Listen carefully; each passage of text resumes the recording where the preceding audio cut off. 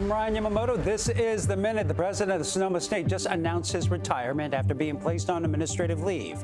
This comes after Mike Lee sent an email announcing a deal with pro-Palestinian protesters on campus without approval from CSU chancellors. The man convicted of plotting to kidnap former House Speaker Nancy Pelosi, attacking Paul Pelosi, will be sentenced in federal court today.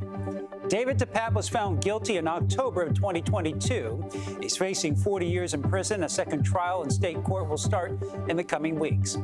In Berkeley, police cleared out a group of pro-Palestinian protesters who occupied the Anna Head complex. Yesterday, after an hours-long standoff, riot police broke down the doors and arrested 12 people.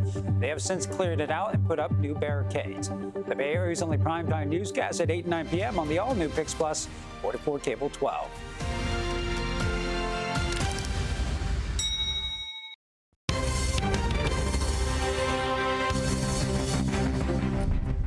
It's been a May gray week for us here in the Bay Area, and as we head into this weekend, honestly, we're going to see more of the same. But here's the good news. It's been a mild week for us here in the Bay Area with 50s and 60s along the coast, a little bit of that onshore breeze, and of course 70s and 80s in our inland areas. And we'll continue to see those daytime highs stay near normal as we head into our weekend forecast with very small day-to-day changes. It has been a little bit breezy for us this week, but luckily this morning lasting into this afternoon, that onshore flow really only maxes out close to around 20 miles per hour for a wind gust. Other than that, it stays pretty light for us as we head into the next couple days, which is perfect because there's so many fun events to do out there. There's, of course, Beta Breakers. There's all these county fairs. And for the county fair over in Antioch, we're expecting upper 70s and lower 80s. I would say that's honestly the best forecast we have all throughout the Bay Area this weekend. If you want to head to Beta Breakers, it's going to be beautiful and fun and a lot of crazy sightseeing too and people watching. But we're expecting 50s in that early morning hour. Lasting into the afternoon, we'll actually hit the 60s for our daytime highs. So just keep in mind, layers is probably a good idea. I know a lot of people will go against what I just said right there, but here's what we're looking at throughout the Bay today. As we head into our Friday afternoon forecast, we're expecting 70s anywhere from Livermore all the way over into Fremont, 50s along our coastline near Half Moon Bay and Pacifica. It has been a beautiful week for us down in the Santa Clara Valley, and we'll continue to see beautiful weather last into this weekend with 70s in sight for us today, 60s just near Morgan Hill. Now watch what happens as we head into the next 7 days. We'll continue to warm up as we head into our forecast next week. High pressure sitting just offshore continues to move its way in. We'll actually see 80s as we head into Monday and Tuesday, lasting into Wednesday with plenty of sunshine, and it'll look similar to that, just a little bit cooler along the bay. So if you live closer to San Francisco or Oakland, these 60s that we have now turn into 70s by Sunday. We hold on tight to the 70s as we head into next week with some partly cloudy skies still sticking around. Well, one way law enforcement works to protect and serve is by getting guns out of the hands of criminals. But our investigation found each year thousands of guns once used by officers have been discovered at crime scenes. CBS News partnered with nonprofit newsrooms The Trace and Reveal and surveyed 200 police agencies nationwide and found a majority sell their guns when they decide to upgrade their arsenal. So what about our local law enforcement? Kelsey Thord found at least 5 agencies across the Bay Area that sell their weapons, but also 2 that choose not to. For months, we here at CBS News Bay Area, as well as our fellow CBS stations and the network, have been digging into what appears to be a common policy at law enforcement agencies across the country. When officers' weapons reach their end-of-use date, many departments sell those old weapons to gun dealers in exchange for a discount or credit towards buying new weapons for their departments. But some of the gun dealers in the U.S. are known to be irresponsible, possibly resulting in guns sold to them ending up being used in the commission of a crime. The problem is law enforcement agencies don't know which dealers are good and which are bad due to a federal law known as the Tiahrt Amendment, which bars disclosing most gun trace information. Now, our investigation has found instances of old police guns being found at crime scenes, leading to the question, is this policy of police selling their old weapons to dealers a good policy? Now, here in the Bay Area, we found 5 agencies that do sell their weapons. Those are the Alameda County Sheriff's Office, the San Francisco Police Department, the Santa Clara County Sheriff's Office, Contra Costa County Sheriff's Office, and the Oakland Police Department. We reached out to all 5 agencies. Only one, the Oakland Police Department, responded. They declined an interview, instead providing a short statement saying, quote, "The Oakland Police Department's standard practice is to exchange our dated service weapons for credit, which is in turn used to purchase new weapons." Now, according to records requests, it's estimated those 5 agencies alone have sold over 4,000 guns. That is something Josh Scharf with the Brady Center to Prevent Gun Violence says is concerning. So when they are selling or transferring decommissioned firearms to gun dealers, they may not know that they are ultimately selling guns to gun dealers that supply the criminal market. Now, one way to prevent that possibility is to not sell old guns to dealers at all. 2 departments here in the Bay Area are choosing that approach, the San Jose Police Department and the San Francisco County Sheriff's Office. I sat down with San Francisco County Sheriff Paul Miyamoto to discuss why his department is choosing not to sell their guns.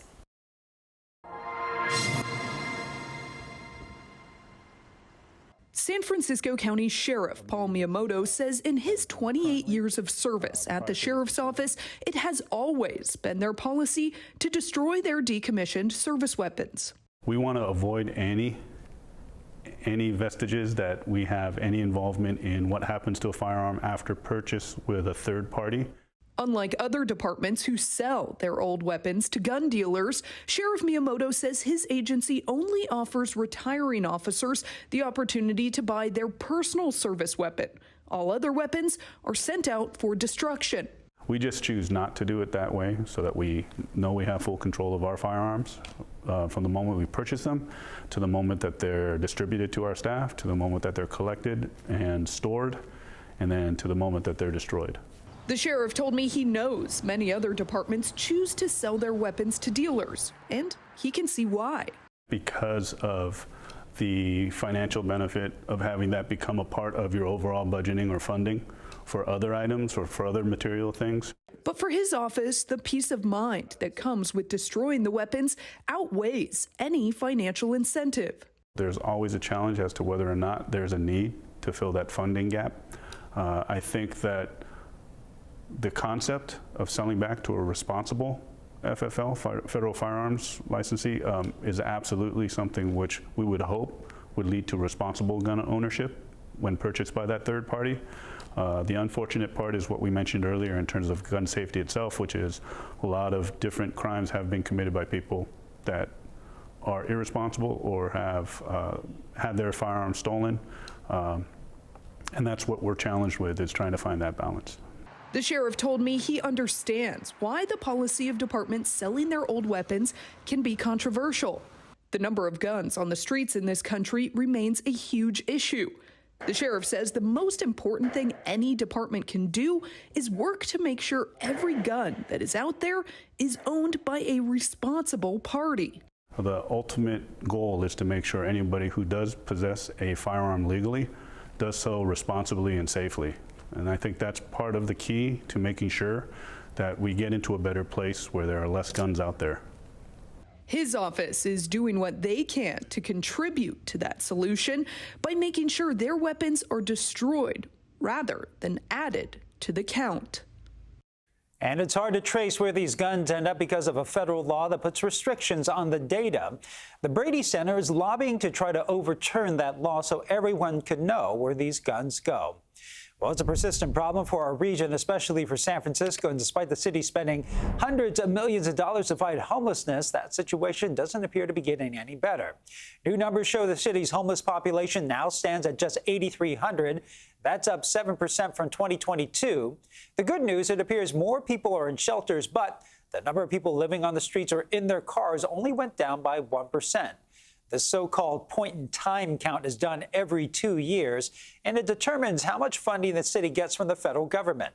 The city gets an overwhelming number of calls about homeless people, and sometimes it can take days for police to get to them. In comes, though, the HEART team, whose sole purpose is to respond to non-emergency calls.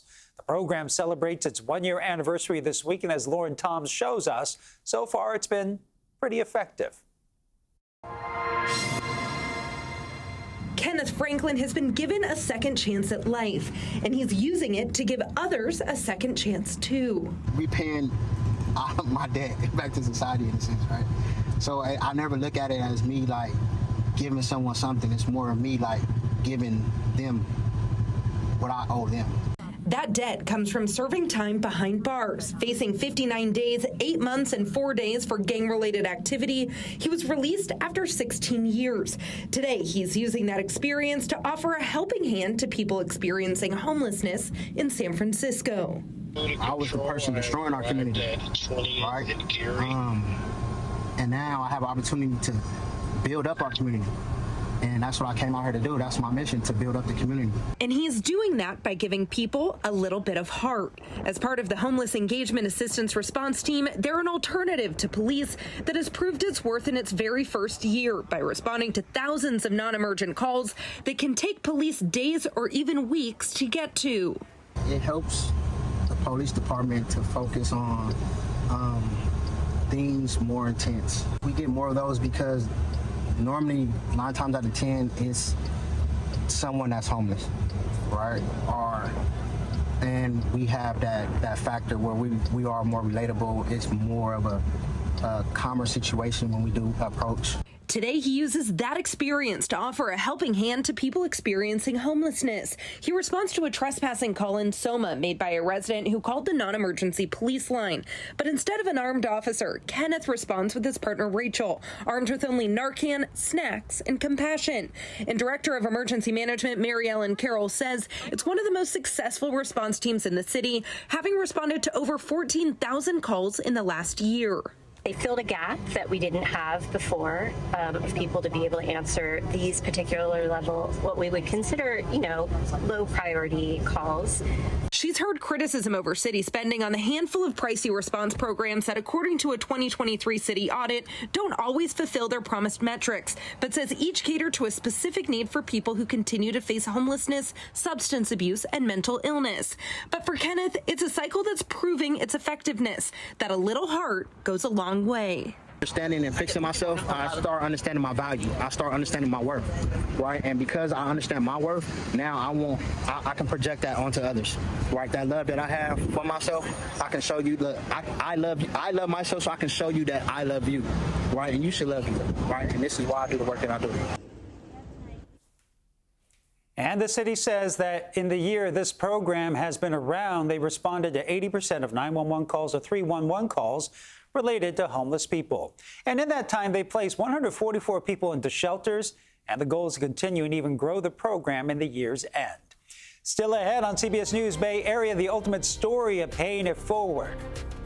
We need to help each other out.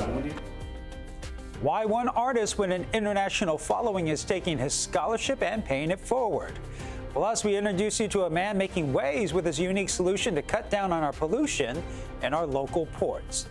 And protecting people and their voices as new tech continues to cause concern in entertainment. Can the industry, though, find the right balance? Coolest microclimate today is in the valleys of the North Bay, where the fog is still hanging on. This environment lets us take our viewers inside the weather. Microclimates, the fog, the rain, we can explain in 3 dimensions and show you what's going to happen. The offshore wind on our real-time map showing that east to west movement. The way everyone else is doing weather on television is like riding on horseback. This is space travel. Virtual weather on KPIX. You've just got to see it.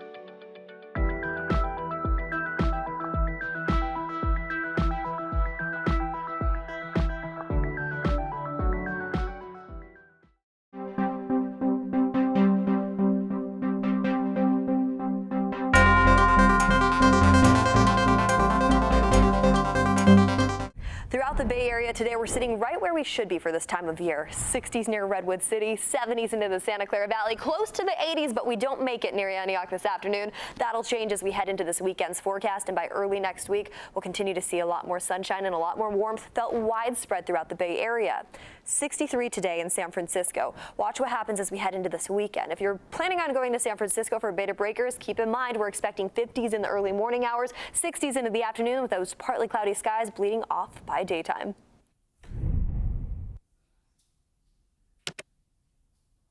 Well, the newest Trader Joe's in San Francisco is finally open for business in a neighborhood that's known as a bit of a food desert. Well, that's the moment employees got the ribbon at the store's grand opening this morning on Fulton and Laguna, and this is in the Hayes Valley. So neighbors told us they've waited for years for an affordable grocery store within walking distance. I'm so excited. It's tough to get to a grocery store a lot of the time, and it's so nice. I live like a block away, so I'm excited that I can actually, I don't have to plan as much. I can get groceries when I need it. It's a great community, so I think it'll be a fun place. Trader Joe's says it hired more than 70 employees for the new store. It's also promising to continue to donate its unsold products to community-based nonprofits. That store is open from 9 a.m. to 9 p.m. every day. It's graduation season, and during a time when students are facing a lot of uncertainty about colleges and finances, one group of small businesses in San Jose is stepping up to help pay the bills. And despite falling on some tough times themselves, they're giving away scholarships to some very deserving high school graduates. But in a twist, one of those recipients decided to pay it forward and give his check away. Arlen Ramirez has that story. Help us out. This started so small, but it has grown bigger and bigger every year. It was a small gathering with a big purpose to honor 11 high school seniors with $1,000 scholarships to help them jumpstart their futures. I'll be studying at UC Davis. The scholarships were sponsored by small business owners, many of them along East Santa Clara Street. We need to help each other out. But one of the recipients, Overfelt High School's Tyler Gordon, told the organizers to give his scholarship money to another student. He deserves it a lot more than I do. I feel like he can benefit. And that's because at 17, Tyler is already a millionaire. I'm trying to figure out what I'm trying to do. Tyler is an internationally known artist. His distinctive portraits, often done in a matter of minutes, are sought after by famous athletes, top celebrities, and politicians. His mother, Nicole Kindle, says his talent turned on like a switch when he was 10. He woke me up one night, said he wanted to paint because he had a dream. God told him he could paint. And I told him go back to bed. How long you been painting? 10 months. Tyler persisted and became famous as a prodigy and a best-selling author.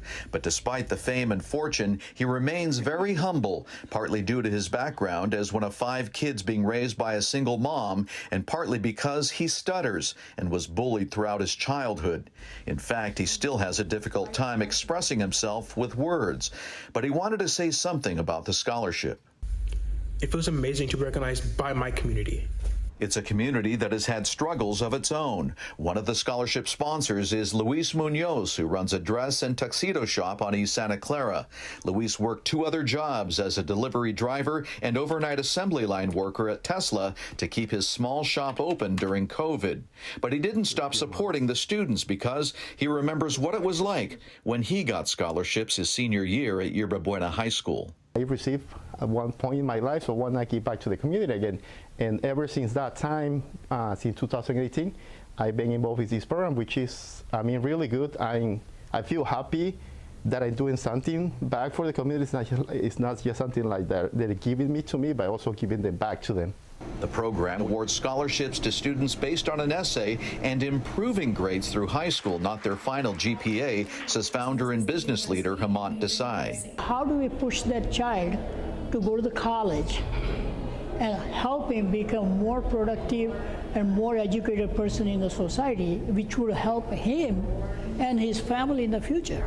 Tyler wants to take a gap year before moving on to college to work as a full-time artist and support his mom and siblings. He told me, Mom, you do not have to work another day in your life. The program, known as Local Community Heroes, was named for the students like Tyler, but it could easily describe the small business owners who keep sponsoring and giving even during hard times.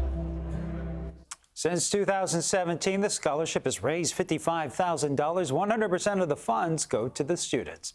Still ahead, it's a type of pollution that we often overlook, and this man's solution is basically, well, a giant vacuum cleaner. And a reminder, you can stream CBS News Bay Area wherever, whenever. Catch all of our live newscasts, plus news and weather updates throughout the day. Find us on the free CBS News app or on Pluto TV.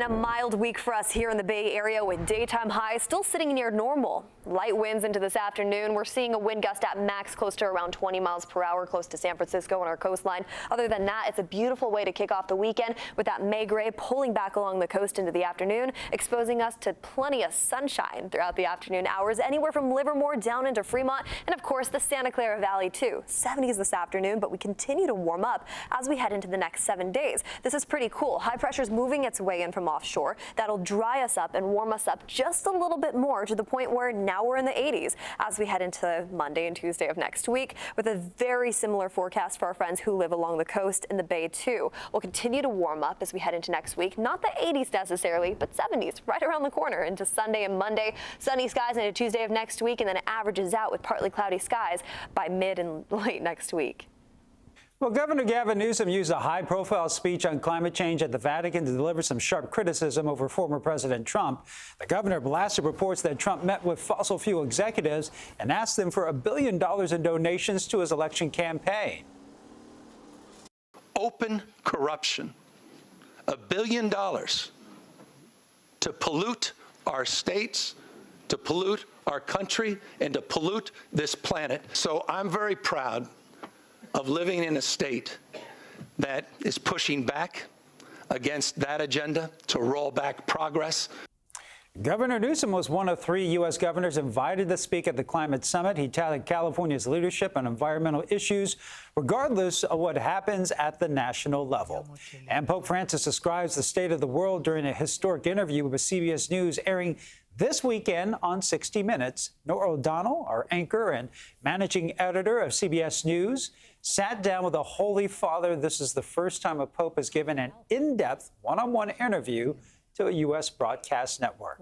And when it comes down to cutting down on pollution, there's a type that's often overlooked but has a huge impact on emissions from ports. Itai Hodge shows us how one man's mission to fight climate change is making waves at the Port of Oakland and beyond with a device that could be linked to a giant vacuum cleaner.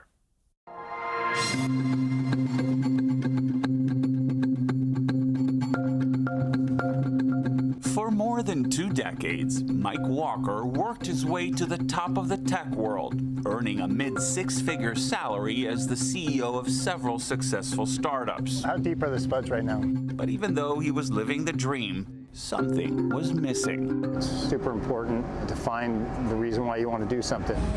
His latest venture, Stacks, might just be the holy grail of business, making money out of thin air while also saving the planet. For the last couple of years, Mike and his team have been on a mission against emissions. His company builds green barges like this one that essentially serve as giant vacuum cleaners, capturing exhausts from container ships while they're berthed at port. This is our boom. It's 245 feet. It extends itself up and over the vessel where a long elephant-like trunk comes down, and we put that over the top of the stack, and that's where the emissions are gathered. A 2020 study done in Spain showed 265,000 premature deaths were attributed to global shipping emissions. State regulations require vessels to plug into an electrical grid known as shore power, which allows ships to turn off their engines while at berth. But that's not always possible. Any given year, we see around over 8,000 vessel visits. Angela Chendesh is the Air Resources Supervisor at the California Air and Resources Board. She says the problem is many of these ships are too old and don't have the infrastructure to connect to a power grid. We do see as a very good alternative for vessels to use it if they don't want to invest into shore power. Today, Mike and his team are helping a vessel whose electrical outlet is too far to reach. A massive bendable arm is deployed from the barge and hovers over the ship. An engineer then connects it to the smokestack like a giant range hood. Within seconds, the black smoke is gone. We get to see in very clear terms the smoke going away from being distributed out into the air and being captured into these systems. So it's a really, almost instant gratification. Sailing towards a sustainable future, while trying to keep our planet on course. And coming up in the next half hour in CBS News Bay Area, meet the Bay Area students whose breakthrough invention could help firefighters on the front lines and the teacher who inspired them to think outside the box. We want them to form a bond in the community. We want them to start inventing for things that matter. And they say education is the key to success. Well, now hundreds of students in the East Bay have a greater chance at a brighter future. We're going to hear from a young man taking advantage of the opportunity.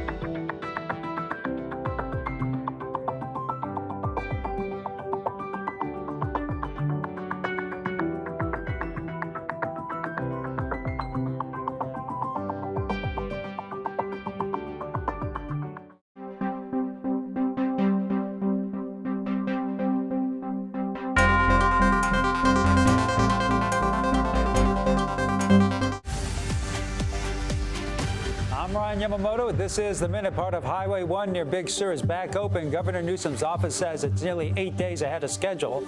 Back in March, a storm triggered a lockslide and then left this section of the road impassable. Now using a temporary signal system, that stretch is open to one-way traffic 24/7. Crews have reached a multi-million-dollar settlement after a San Francisco woman was hit and dragged by one of their self-driving cars. This happened back in October. Bloomberg reports the settlement could be up to $12 million. The California DMV suspended the company's driverless taxi's license in the city. Pickleball players in San Francisco may soon need to put down a $5 deposit to grab a court. The city's Parks and Rec Commission approved the initiative that would require a hold fee on about 40% of pickleball courts in the city. The rule still needs final approval from the Board of Supervisors.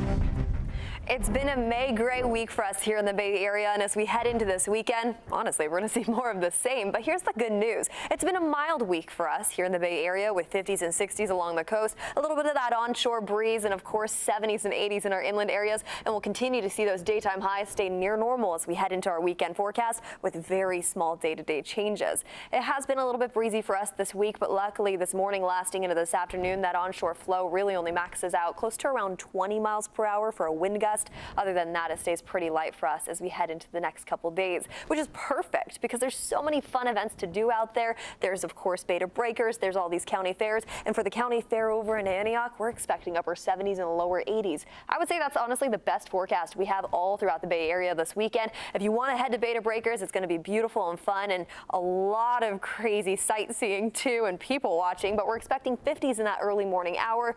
Lasting into the afternoon, we'll actually hit the 60s for our daytime highs. So just keep in mind, layers is probably a good idea. I know a lot of people will go against what I just said right there, but here's what we're looking at throughout the Bay today. As we head into our Friday afternoon forecast, we're expecting 70s anywhere from Livermore all the way over into Fremont, 50s along our coastline near Half Moon Bay and Pacifica. It has been a beautiful week for us down in the Santa Clara Valley, and we'll continue to see beautiful weather last into this weekend with 70s in sight for us today, 60s just near Morgan Hill. Now watch what happens as we head into the next 7 days. We'll continue to warm up as we head into our forecast next week. High pressure sitting just offshore continues to move its way in. We'll actually see 80s as we head into Monday and Tuesday, lasting into Wednesday with plenty of sunshine, and it'll look similar to that, just a little bit cooler along the bay. So if you live closer to San Francisco or Oakland, these 60s that we have now turn into 70s by Sunday. We hold on tight to the 70s as we head into next week with some partly cloudy skies still sticking around. Well, firefighters put their bodies on the line in the most extreme conditions, enduring scorching temperatures while wearing at least 45 pounds worth of gear. And it's no surprise that sometimes firefighters need to be hospitalized for heat exhaustion while on the job. But that's where a group of North Bay students come in. And as Brian Hackney shows us, they came up with an invention that can help firefighters feel a lot more comfortable. These are the problem-solving whiz kids of Calistoga High. But which problem to solve? Heather Brooks, their teacher, explains. We want them to form a bond in the community. We want them to start inventing for things that matter. So how did all this start? We went out and interviewed our community, mostly organizations. And every single group said they were very, very hot on their job, especially if they're outside. That group included ag workers outside in the hot sun. And Robert Allen inside his Marin Art Gallery? I run the art gallery, but there's something else that I do. I'm the assistant chief of the Muir Beach Volunteer Fire Department. Dehydration and heat exhaustion are big issues for firefighters. And you want to keep them cool. We do. We want to keep them cool while they're fighting fires. The kids well remember the massive Tubbs fire of 2017. There were alerts at 2 a.m., 3 a.m. that we had to leave. There was a huge fireball just a field over, and it was really scary. Because of all the wildfires we've had in this area, we just picked the firefighters because we cared about them. And also our agriculture workers because they were mostly our parents. 90% of the students here are Latino, so with Alexa Navarrete as lead scientist. And I'm an administrator. And I am the CEO. And I am the lead inventor. They designed a kind of cooling smartware, experimenting, finessing, rejecting ideas. I do have to do that sometimes. Until their device actually did keep a firefighter cool in a hot sauna. So what is the breakthrough device? If we showed you, we'd have to kill you. This idea is top secret. Yes. We're hoping to be patent pending by June, and we don't have protected by the Patent Bureau yet, so anybody could come in and copy it, and we lose our ability to claim that it's our device then. Instead, the class is flying to MIT as one of 8 finalists in a national competition, raising money for the trip. We have around $175,000 raised. Our goal is $200,000. The real payoff is that this prototype actually works. Well, I was just really shocked. I was really surprised, and I was really happy with the results. I feel like it was a huge win. And so does this firefighter. I think it's an amazing thing that these young people have taken on a challenge of this type, and congratulations to them. As for Mrs. Brooks, We wouldn't be here today if it weren't for Ms. Brooks. Ms. Brooks is a 10 teacher. She has sacrificed so much for us, and we can make a difference. And I just greatly appreciate her, and I thank you, Ms. Brooks, for everything you're doing for us. Welcome. just really, wow. What a great project. What great students. What a great teacher. Well, it's a story of hope and success out of the city that had its struggles with crime and violence. This week, more than 1,100 Oakland students received a gift that could change the course of their lives. It's one of the town's largest scholarship giveaways. As Ardrenia Nakano told us, or talked to one young man who will be the first from his family to attend college. These young students are the future of Oakland. They are leaders and role models in their community. You won't find a more positive and inspirational young man than 17-year-old Royal Hubbard. That comes from my mom, my auntie, my family, my dad, because of everyone. Everyone just put their time and working for me. It's a community in me, literally. So what I want to do is be in the community in me and bring it right back out to the world. Royal is a senior at Oakland Tech High School and is one of the recipients of the Oakland Promise Scholarship. He's one of more than 1,100 students who are getting a share of nearly $5 million to help them go to college. For Royal, it's a dream come true to be the first in his family to get a college education. My dad didn't have much, my mom didn't have much, my family didn't have much, so I learned from their mistakes. I'm going to take their mistakes and just go drive from it. These students not only receive financial support, but resources such as mentors to guide them in the next chapter of their lives. Oakland Promise was created in 2016 as a way to reinvest in the city's youth. Really, our students in Oakland, they are the stars. They are excellent, and they have the opportunity to really change the trajectory of their zip code. Royal will be going to CSU Northridge in the fall to study business and marketing with an emphasis on fashion. He's already had a chance to be a part of New York Fashion Week and hit the runway. He's on his way to turning his dream into reality, but he also knows his journey is not just about him. I be thinking about too much and make me want to shed a tear because I'm like, dang, my little cousin, my nephew's really looking at me like, I really got to do this. I really got to do something that's going to change their mindset. And Royal is creating the path for his family to now follow in his footsteps. Oakland Promise says they provided resources for 500 families of infants, 25,000 elementary students, 9,000 middle and high school students, and more than 2,100 college students since their inception in 2016. Up next, finding a balance between new technology and the irreplaceable human touch. Is there a way, though, to coexist as AI continues to evolve? These are your neighborhoods. This is your world. CBS News Bay Area. And still ahead on KPI. With Juliette Goodrich. And the CBS Evening News with Nora O'Donnell. Taking you to the day's top stories. Smart, comprehensive coverage. And immersive weather like you have never seen it. Join Juliette Goodrich and Nora O'Donnell. Weeknights 6 to 7:30 on KPIX.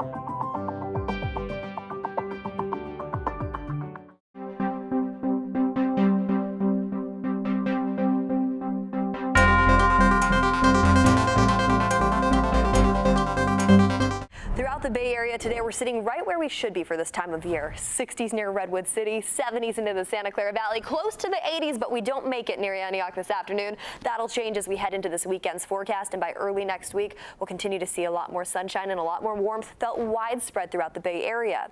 63 today in San Francisco. Watch what happens as we head into this weekend. If you're planning on going to San Francisco for Beta Breakers, keep in mind we're expecting 50s in the early morning hours, 60s into the afternoon with those partly cloudy skies bleeding off by daytime. Well, two voice actors are leading a class action lawsuit against Berkeley-based AI startup Lovo. The pair alleges the company used recordings of their voices to create AI bots to replicate their voices without permission or proper compensation. The suit seeks $5 million in damages. And this week, the artificial intelligence company Veritone announced a partnership with the entertainment agency CAA to protect the digital assets of performers' names, images, and likenesses. It comes after the growing reach of AI was a major concern during contract negotiations with unions for the actors and writers last year. Sean Chitnis spoke with a voice actor based right here in the Bay Area on the continuing challenges that AI presents.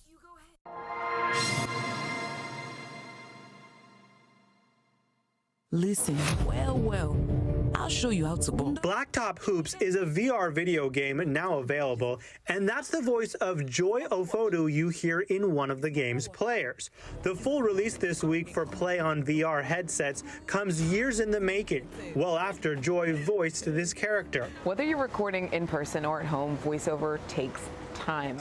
As a professional voice actor based in the Bay Area, she's keeping a close eye on the latest developments for all things AI. I was interested, excited, a little bit nervous, scared, and as someone who has publicly spoken about AI and my concerns as a voice actor, I knew a lot of those alarm bells would kind of be ringing as well. This week's announcement that Veritone and CAA have created the CAA Vault to store and protect digital assets caught her attention.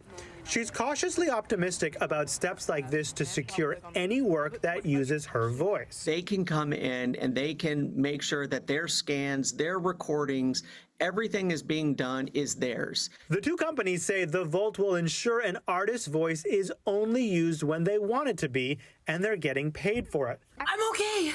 But voice actors like Joy say cybersecurity is a growing threat for her line of work, and it's too early to know if anyone can truly store voices safely. There are always legal and ethical concerns with AI and voice work, and now there could be an issue of access. Who will be able to use this technology to protect their voice? Anytime that I see developments in AI, particularly as they relate to voice, it concerns me for independent artists, for those of us who are professional working artists and actors. Sorry, dude, I can't hear you. Joy says she's fortunate in these uncertain times to keep getting more work, whether it's in the animated series The Sails Off or the independent hand-drawn film Beverly Bunny. Murder?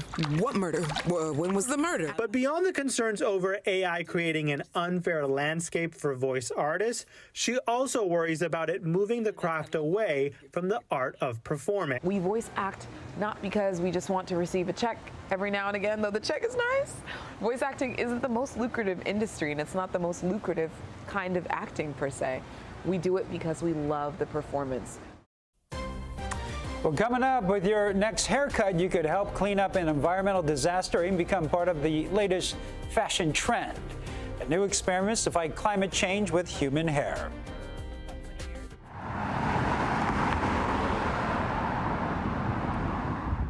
I would like to see the headlines that the national press picks up on and say, look, there's another side to the Bay Area. We take those headlines a little step further to sort of connect all these wonderful communities here.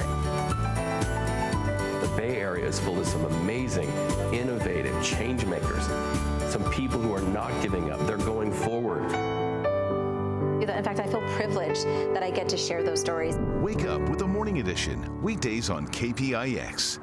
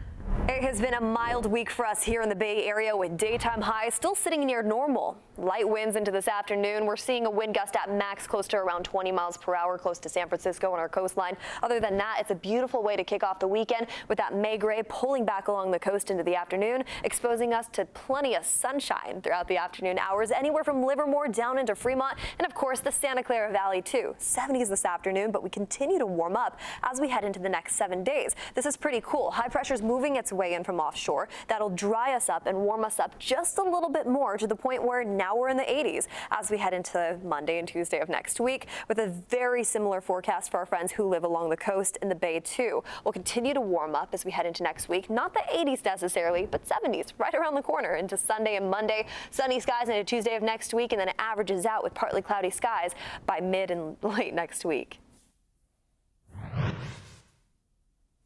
Well, scientists say this one unusual material could become the biggest sustainable textile on the planet, and it's something many of us grow without, well, any effort. One Bay Area company's main component is human hair. And in today's Project Earth, our Ann Makovic shows us how it could be the next big thing in fashion and in the fight climate change along the way.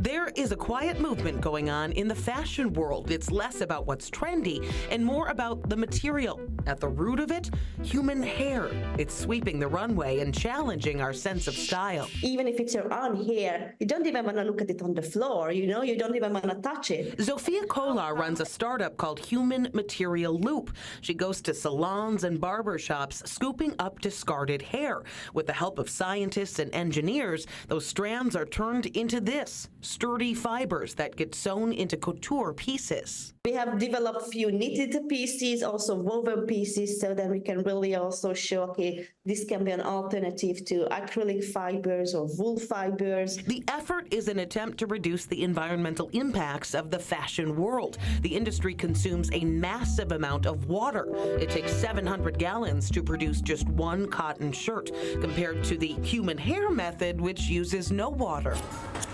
From the runway to a chic haircut in San Francisco. Well, I've been cutting hair for about 20 years. Wielding the scissors, creative stylist Lisa Pomo. Wow.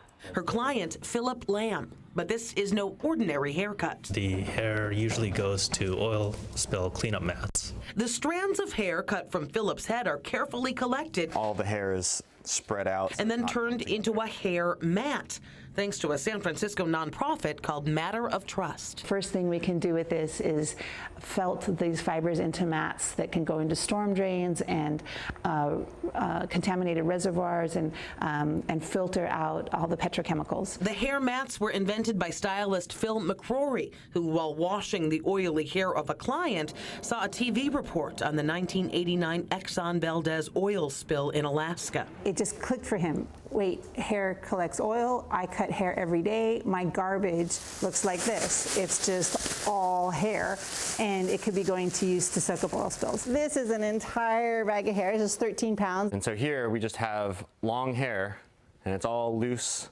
It's not stuck together at all. You can just pull it apart. Matter of Trust collects hair, fur, wool, and fleece, then uses a special felting machine to create incredibly strong hair mats. And just like that, we have a completed hair mat. We'll usually put it through once or twice more. The mats are used to clean up hundreds of oil spills in U.S. waters, including the 2007 incident involving the Costco Busan cargo ship that accidentally hit the Bay Bridge and spilled 58,000 gallons of fuel into the bay. The oil industry is one of the major contributors to global warming and climate change. Looks good, and it's a good cause. Totally awesome. Awesome in that instead of ending up in a landfill, the free hair is the newest sustainable fabric, saving water and also cleaning up the environment one lock at a time.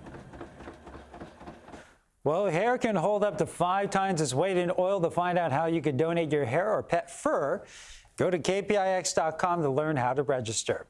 Well, UC Berkeley's newest Falcon chicks are a few weeks old now, but they still don't have names. The Cal Falcons group has launched a contest to help name them. There are 2 boys, 2 girls. Organizers say the names should be connected by a theme. The winners will be announced sometime later next week. Well, thanks for streaming CBS News Bay Area. I'm Ryan Yamamoto. We'll be right back with your first alert forecast and a look at your top stories.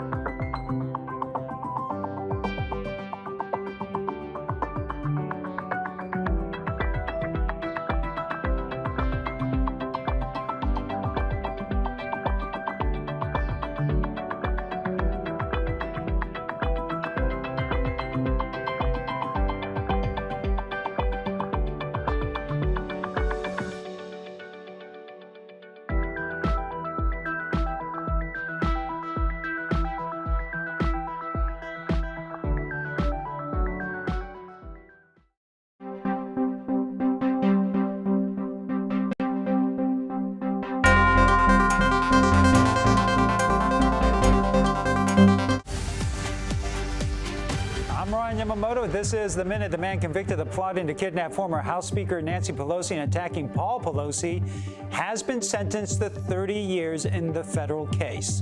David Tapat was found guilty in October of 2022. A second trial in the state court will start in the coming weeks. The president of Sonoma State has just announced his retirement after being placed on administrative leave. This all comes after Mike Lee sent an email announcing a deal with pro-Palestinian protesters on campus, this without approval from the CSU chancellors.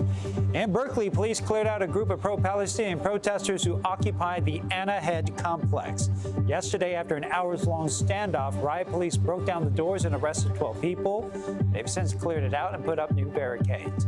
Bay Area's only primetime newscast at 8 and 9 p.m. on the all-new Pix Plus 44 Cable 12. I'm Brian Yamamoto. This is The Minute.